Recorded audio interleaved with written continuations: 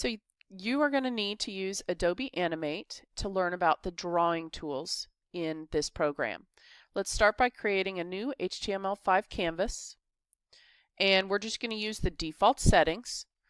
So it's going to give us a white stage background, and then the size is 550 by 400. The frame rate at this point is irrelevant because all we're going to do is practice the drawing tools on one frame of this, so it's not actually going to animate. Okay? Now, I do want to point out that you can zoom in using these tools here. You can also use your Control plus, Control minus. That helps. I personally think that if you choose show frame, it shows the full stage in the area that you have. Okay, so if I minimize my timeline a little bit, and actually, since I'm not actually using my timeline here, I can collapse it all the way, and then I can see a little bit more in my frame. Okay? So I'm going to start off by using my line tool. And one of the things that you need to see on your toolbar that's very important is this square with a circle in it down towards the bottom. If I make it one row, you can't see it, or sorry, one column, you can't see it. So it's right here, and if you mouse over it, it says Object Drawing. So right now it has not been selected, which means it's in merge drawing mode. If I select it, it has the dark gray box around it, and that makes it Object Drawing mode. Okay, so I can see right here it says Object Drawing mode on. If I click it again, it says Object Drawing mode off. Okay, so right now we want it on, and that's a very important tool or property to learn in with using your tools.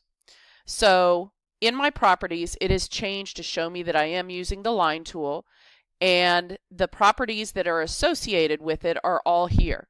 So the first thing I want to do is my stroke color is going to be black, and because it's a line, my fill color should be transparent, and that means it has the red line through it. Okay, Object Drawing mode is on, and my stroke is, I'm going to change it to a 3. Whoops. You can either drag the slider. Sometimes I feel like it's easier if you just type it in, so I'm changing it to 3. Notice that you have a style menu here, so you have different types of lines that you can create. We're going to use the dash. That's the third one down, and I want you to see that I can draw it, and I can draw a line going at any angle. Okay. However, if I hold the Shift key down, it does it at specific increments. Okay, so straight up, 45 degrees, or straight across. So I am drawing a dashed line straight across my page at the bottom of my stage, I should say, not page. So here it is, okay, and if I zoom in on it, notice that it's got this blue line. That blue line simply shows it's selected, and the blue line is one way that you can tell that it is a drawing object. The other way you can tell it's a drawing object is by looking in your properties, and it tells you what it is. Okay, so oops, let me go back to show frame. I have it selected, and notice the width and the height here, and the width says it's 474.10. I could increase the size of it so that it fits across my stage. Remember, my stage was 550, so if I get it to at least 550, I can then make it fit across the bottom of my stage. Okay, and I'm going to bump it down just a little bit so there's not a lot of wasted space. Okay, so that is the line tool. Now, we're going to make another line. And you're going to need to deselect this one first in order to do that. You see that if I click off of it and anywhere onto my stage, it does deselect.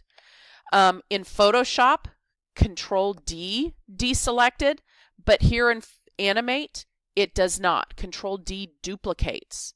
So the keyboard shortcut to deselect is your Escape key up at the top left of your screen. Okay, so either click off of it or deselect with the escape key. We're still going to use our line tool. This time though, I want to change the color to red. We're going to keep object drawing mode on, and I am going to change the style of it to what?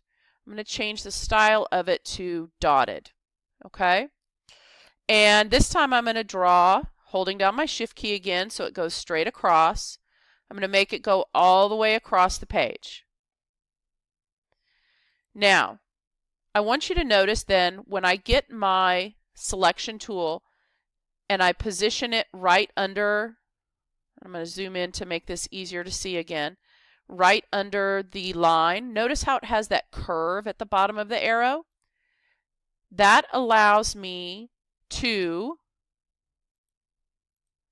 drag it to make a curved line. So I'm going to show that again. It's not selected. The line is not selected. And there is my mouse with the curve under it, and I can drag it to draw a curved line. Okay? All right, so I'm going to hit escape again just to make sure it's deselected. Then I'm going to go over here to my pencil tool. And right now would be a good time for you to go ahead and save. Let's do a file save as. I should have done this at the beginning. You should be going to your OneDrive. And if you do not already have a Flash folder, create a Flash folder. I'm sorry, not Flash, Animate folder. And this should be your period number, your last name, drawing tools.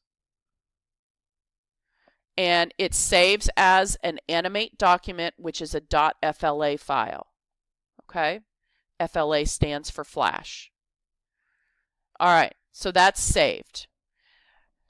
The .fla also lets us come back and edit it later. All right, so pencil. I want you to notice that at the bottom of your toolbar, there are sometimes buttons depending on what tool you have selected. And with the pencil tool, what you have are 3 modes. You have straighten, smooth, and ink. So the straighten, the smooth, and the ink are really very similar, but the straighten is the one that looks very different. So we're going to go ahead and use that one first, straighten.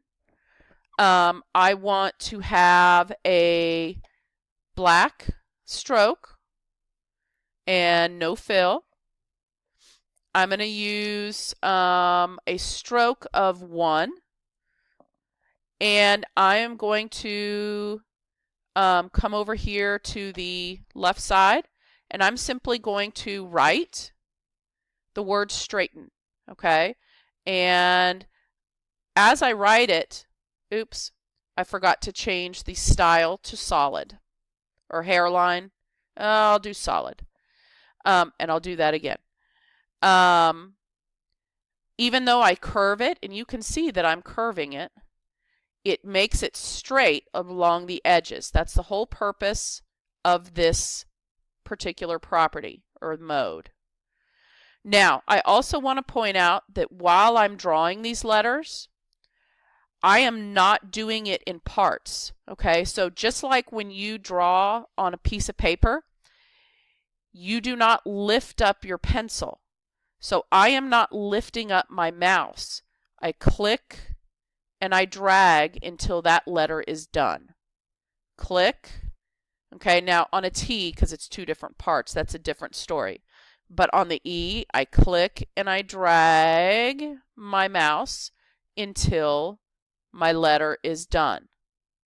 Okay, now again, I'm going to zoom in with a Control+ so that you can see how that looks. You'll see that parts that we had curved as we were drawing it are straight. So what I want to do now is I want to get my paint bucket and I want to fill these areas. Now, with our paint bucket, we have this important tool down here on the toolbar, and that's to close gaps. Now, if you look at my letters are pretty good as far as having the gaps closed, or at least I think they are. But if you are having trouble filling yours, that could be one of the first things you try, is to change so that it will close small, medium, or large gaps as you work. Okay, so choose a different color to fill each one. If it doesn't let you fill even after you have changed those properties down here, you might have drawn your letter in two different pieces, which won't let it work. So let's say if I drew the A and I did A in one and then I did 2 lines, that's not going to let me fill. And the reason it's not going to let me fill is because they are 2 different pieces. Okay, so if I click on my N, that's one piece. Okay, my E, other than the fill, is one piece. Okay, so it has to be one piece in order for you to be able to fill it. All right, so we're going to go back to the pencil tool, and this time we're going to choose smooth. And I am going to go over here to the right side, and I'm going to go back to show frame again. I chose a smooth mode on this one, and I still have black, 1 point, solid, solid style. Okay, and I'm going to write the word smooth. Okay, and now this one, as I go over the curved or the curves, it does smooth it out for me. So I'm going to zoom in on smooth. Whoops. And I'm going to use my paint bucket again. And the same way I did before, okay, I'm going to check. I may need to use my gaps, okay? And I'm going to give each one a different color. Sometimes zooming in helps. Sometimes, whoops, there we go. Ooh, that's not a pretty color. I'm going to choose a different one. Sometimes you have to redraw it if it is more than one drawing object for that letter. Okay? So there I go, using the pencil tool. So now, over here next to our line tool, we have 3 different shapes. I want you to notice that we have rectangle and rectangle primitive. We have oval and oval primitive, and we have what is called our poly star tool. So I'm going to start by using my rectangle tool, and I'm going to have a black stroke, and I'm going to go ahead and give it a yellow fill.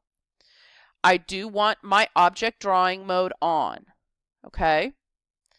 I am going to hold down my shift key so that I draw a perfect square. I don't actually want a rectangle. If I just click and drag, it would make a rectangle.